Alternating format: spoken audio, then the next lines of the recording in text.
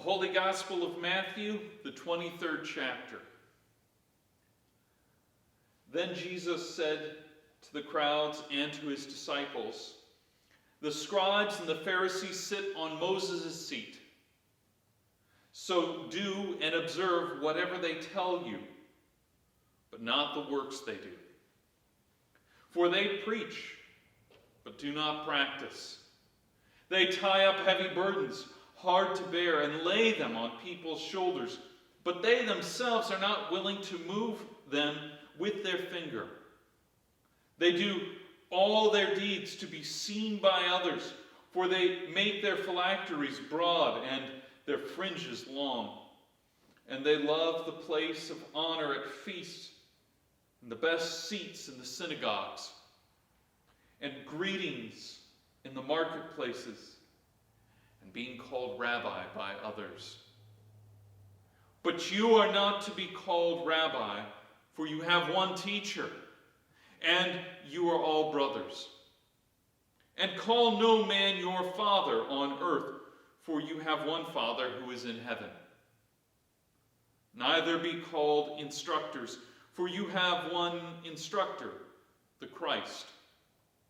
The greatest among you shall be your servant.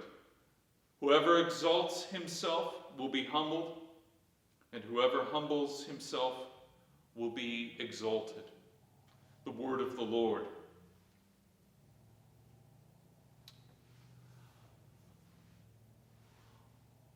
I can remember going to the Christian bookstore in Cincinnati where I was growing up and seeing tons of posters and t-shirts and that sort of thing. And of course bumper stickers, tons of bumper stickers. And I liked some of the messages. I liked the framing of some of the Bible passages. But I have to admit, I've never had a bumper sticker. And this is despite growing up in the heyday of Christian bumper stickers. This, by the way, has nothing to do with a lack of faithfulness or a spiritual arrogance or even me proclaiming that it's wrong to have a bumper sticker. That's personal preference. Actually, it's a little bit more mundane than that. It has to do with the fact that no one is a perfect driver. And I'm afraid that if I'm out there driving, I'll have an off day, and someone will see a little red car maybe going a little bit too fast down the highway, or maybe cutting a little bit too close. And on the back will say something like, "Honk if you love Jesus." Now, I don't know what that would do to my witness, to be proclaiming one thing with my bumper sticker and another thing with my driving capabilities. As an avid reader of history, I love the quantity of documentation we have nowadays, but it is becoming easier to be labeled a hypocrite when we have one bad day or we make one poor word choice. The quality of the hypocrite, though, is not one out of context. Rather, it's everything. And that one moment out of context can define your life. Like all things in life, being a saint is not about what you do. It's about where your heart lies. Our gospel lesson today deals with this odd mashup of saint and sinner. The passage itself, the gospel lesson itself, breaks down into three parts: the holiness of the law, the weakness of the human heart, and the gift of the community of faith. Let me repeat that. The holiness of the law, the weakness of the human heart, and the gift of the community of faith. Now, our passage, Jesus has just finished debating the best that humanity has to offer of the self-made moralizer, and he has silenced all these representatives.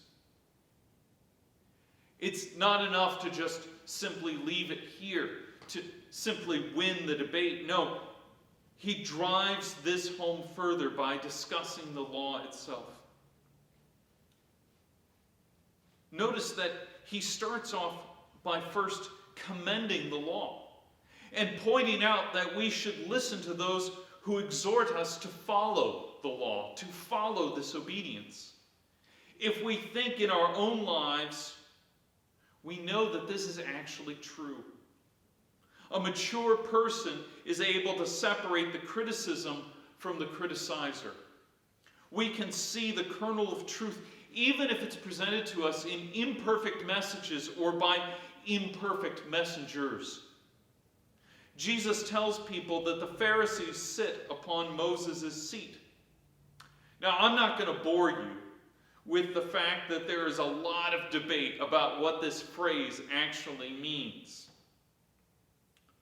But as close as we can tell, the best way to look at this is that it refers to the notion that the Pharisees are sitting upon the Torah. They are proclaiming and reminding people of the law found there in the Torah, the first 5 books of the Old Testament. But Jesus says, then what happens is they get themselves in trouble. You see, the Pharisees move from merely proclaiming what the law says to actually telling people to follow them and to look at them and their own lives as if they're fulfilling the law. And he criticizes the Pharisees for holding themselves up as exemplars of people who follow the law. This admonition, though, is not limited just to Jesus' time. It's important for us today as well. Indeed, during Luther's time and even today, the church in Rome has elevated faithful Christians to a standing where they can intercede for us if we just pray for them. Their holiness is good enough to carry us over and to kind of push us over that hump so that our prayers can be answered. And that's what it means to pray to the saints. But the other extreme, the so-called low church in America, does the same thing in a different way in our own time. When we hear the word saint in our popular culture, or maybe just our popular culture churches, many Protestants come to believe that what a saint is someone who's especially good, or at least especially nice. That person is just such a saint. Neither one of those are the case, because both views miss the point. They see holiness as something that's intrinsic in humanity, as if that's something that we can accomplish on our own. If we just would follow the laws, we would be good people, and God would love us, and people would adore us for being so holy. No.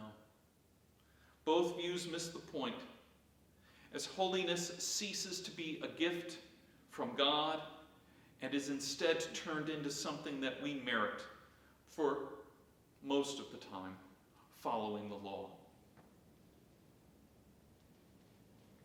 So we see now what happens to those who buy into this idea.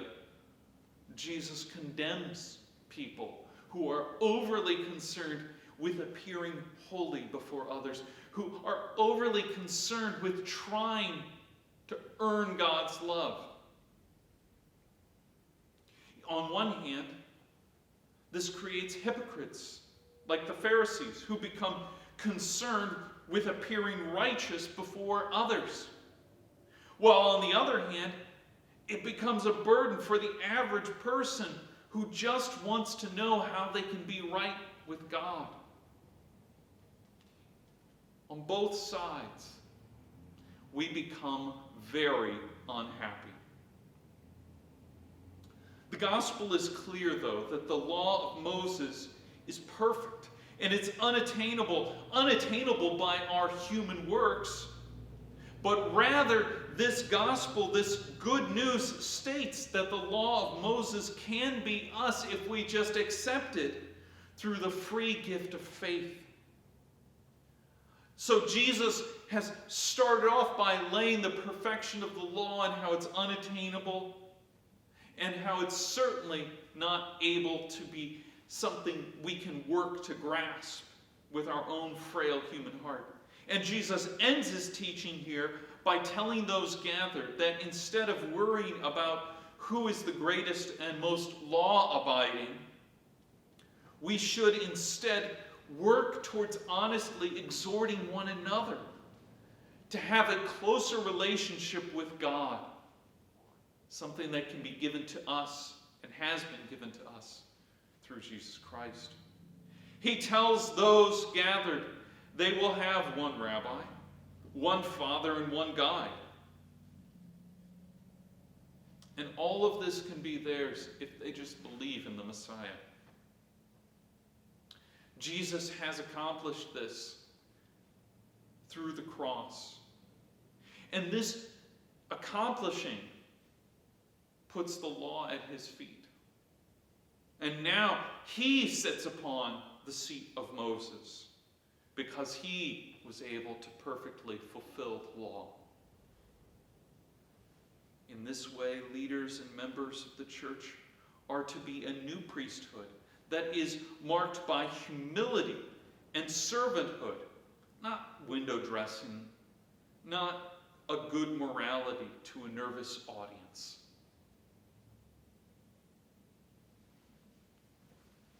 But the problem for all of us is when we think about this, how easy is that for us?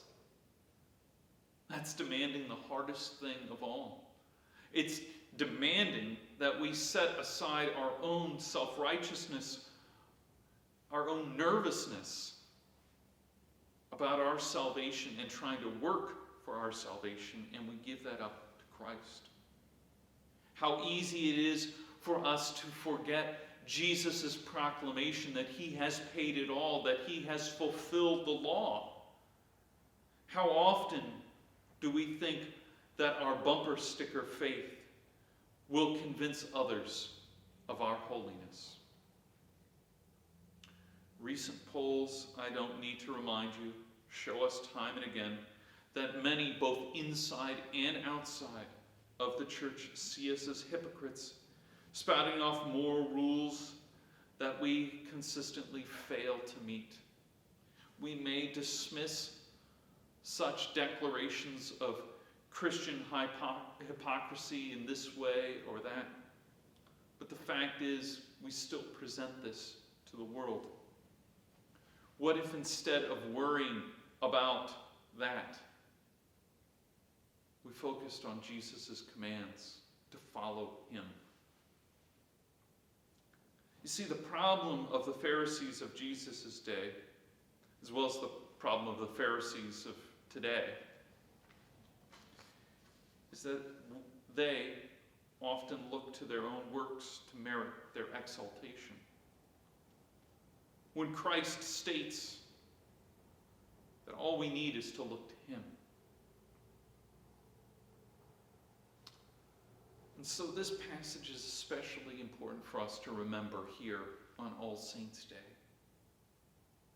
When we remember the saints, not just the saints that we've lost this past year who have moved from the church militant to the church triumphant, from the church still battling against sin and the fallenness of their lives and have instead entered into the glory of being in the presence of God. As we think of those saints, let us remember how they attained their sainthood, not by their works, not by their supreme holiness. If we think about the saints in our own lives, we realize that they didn't always measure up to that sainthood. But the constant in their life was a faithfulness that Christ would be good to his promises, that he would fulfill all that he said he would.